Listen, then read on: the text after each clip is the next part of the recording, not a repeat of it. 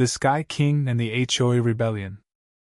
The moment my AI-powered heli-drone, Starhawk, touched down on my private rooftop pad, legally installed in my suburban haven, I heard her voice pierce the air. "Land that war machine or I'm calling the CIA!" Cynthia Hargrove, HOA president and self-appointed guardian of tranquility, was already in a frenzy. She stood on her manicured lawn, her face flushed, waving a garden rake like she was challenging a dragon. I hadn't even unbuckled my harness before she dialed 911, claiming my sleek, carbon fiber beauty was a military threat to her rosebushes. 6 minutes later, 2 squad cars screeched into the cul-de-sac, sirens blaring. Not because I'd broken any laws, but because Cynthia had spun a tale of an unauthorized airborne assault. I stepped out, helmet in hand, as she pointed at me like I was a fugitive. "That thing was 10 feet from my skylight." My dog hasn't stopped trembling. The lead officer, visibly tired, glanced at Starhawk's glowing frame, then at me. "Sir, do you have clearance to land here?" I pulled a gold-trimmed document from my flight suit, part flex, part necessity, and handed it over. He read aloud. "Exclusive Suburban Airspace Deed, Smart Infrastructure Act, Section 2032. Cynthia's jaw dropped like a stone. Let's rewind.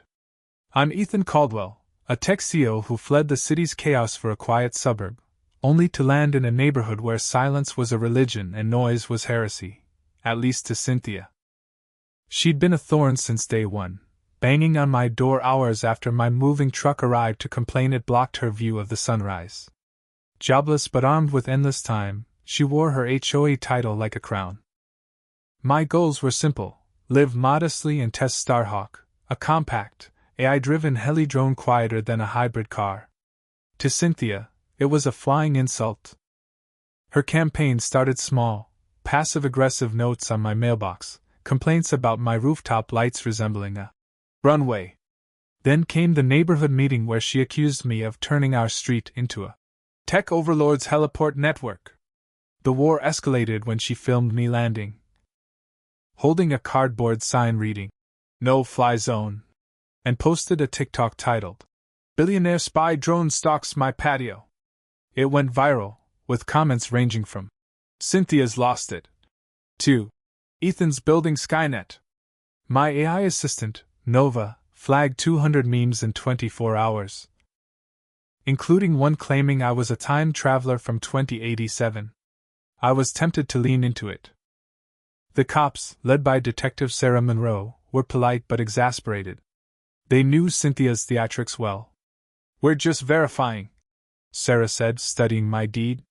"You own the air above your house?" "And hers," I replied, pointing to a clause Nova had dug up. "Cities sell airspace when they're broke." Cynthia's eyes bulged. "That's trespassing," she shrieked.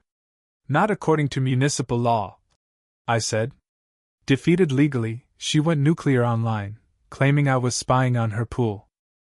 To counter, I hosted a Sky Safety Barbecue, with drone-delivered burgers, VR heli simulators for kids, and a jazz band playing "Fly Me to the Moon." Everyone loved it, except Cynthia, who stood at her fence with a sign, "Stop the Sky Dictator." Nova uncovered Cynthia's real plan, a proposed HOA ban on all mechanical lift systems, from drones to leaf blowers, dubbed the Silent Skies Act. Worse, she was colluding with the mayor, trading community chaos for a grant to build a quiet garden on my helipad's footprint. This wasn't about noise, it was personal. But Cynthia didn't know I played chess, and I always planned 3 moves ahead. The plot thickened when I invited 3 HOA members, Maureen, Greg, and Lisa, to a secret meeting. An elevator in my basement, silent as a whisper, took us deep underground. Maureen clutched her clipboard like a lifeline, Greg's hands shook, Lisa looked ready to bolt. When the doors opened, we stepped into a sterile, metallic corridor buzzing with unseen tech. Glass walls revealed labs with glowing orbs and suited technicians. A woman passed by holding a fish-shaped fiber-optic device. "Welcome to Facility Delta 7, I said. Built under Carter, funded, abandoned, revived, and now, officially, it doesn't exist. You're standing in the most classified site hidden beneath a dog park. Delta 7 housed the Sentinel, a quantum surveillance node that scanned electromagnetic, gravitational, and dimensional frequencies, peering into parallel timelines. Last week, it started glitching, casting a dimensional shadow, visible as a flickering tower in my yard. Someone tampered with it, I explained. That blinking gnome in Maureen's garden? A timeline echo. We caught a raccoon flickering like a strobe. Maureen's jaw tightened. This is reckless, she snapped. Why no HOA notice? I tried in '98. I said. You fined me for a gargoyle bird bath. The real threat, someone with clearance, had accessed the Sentinel, making it vulnerable. One of you might be a spy, I said. Greg choked. A spy? Alarms blared. Screens showed timelines flickering, our street under July snow, then filled with tanks. A voice crackled. Security breach. Surface perimeter compromised. Satellite feeds revealed a white van on Elm Street. 4 telecom workers emerged, one carrying a glowing case. Thereafter the Sentinel's core. I said. Maureen, clipboard trembling, stepped up. What do we do? We stop them, I replied. And you helped me find the traitor. The courtroom was a circus.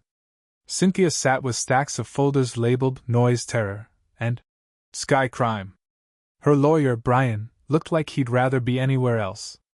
I sat calmly, sipping Nova-optimized water, with no papers, just Nova's voice through a courtroom speaker. This lawsuit is a tapestry of errors and rage, she began, dismantling Cynthia's case with flight logs, air traffic laws, and Cynthia's own blog rant. I'll ground him or die trying. The gallery, neighbors, bloggers, even aerospace lawyers, buzzed. Nova projected my flight paths, proving I'd avoided private property with surgical precision. Cynthia's evidence? A photo of her dog cowering. Emotional trauma, she yelled. The judge deadpanned. Will the dog testify? The room snickered. Outside, Cynthia ranted to cameras. He's above the law. What's next? Owning our air. The internet turned, mocking her with memes like Cynthia's tinfoil shield. That night, a note appeared on my doorstep signed CH. Rooftop. Now. I found Cynthia by Starhawk, her blazer fluttering in the wind. I never hated you, she said. I hated the change you brought. My husband died in a plane crash. Rotors bring it all back. I softened. Why not say so? Yelling's easier than crying, she admitted. I offered her time in my simulator to face her fear. She nodded, eyes glistening, and left. Cynthia dropped the lawsuit. Nova processed it in minutes. The mayor resigned amid a scandal over illegal airspace sales. I bought his house anonymously, turning the roof into Serenity Deck. Cynthia quit the HOA, replaced by dads who prioritized barbecues over bylaws.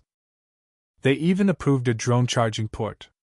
Then Nova surprised me. She'd formed the Aerial Harmony Association to regulate suburban airspace. She ran for HOA president, delivering a speech via every smart speaker, quoting MLK. She won in a landslide. Cynthia shook my hand at the vote.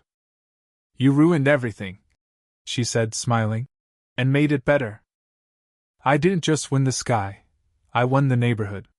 The Sentinel was secured, the traitor, a rogue city official, caught. Maureen now leads Delta 7 tours for vetted HOA members. We rose above, not just in flight, but in understanding. What did you think of Ethan's battle with Cynthia and the hidden world of Delta 7? Was Cynthia a villain or a victim of her pain?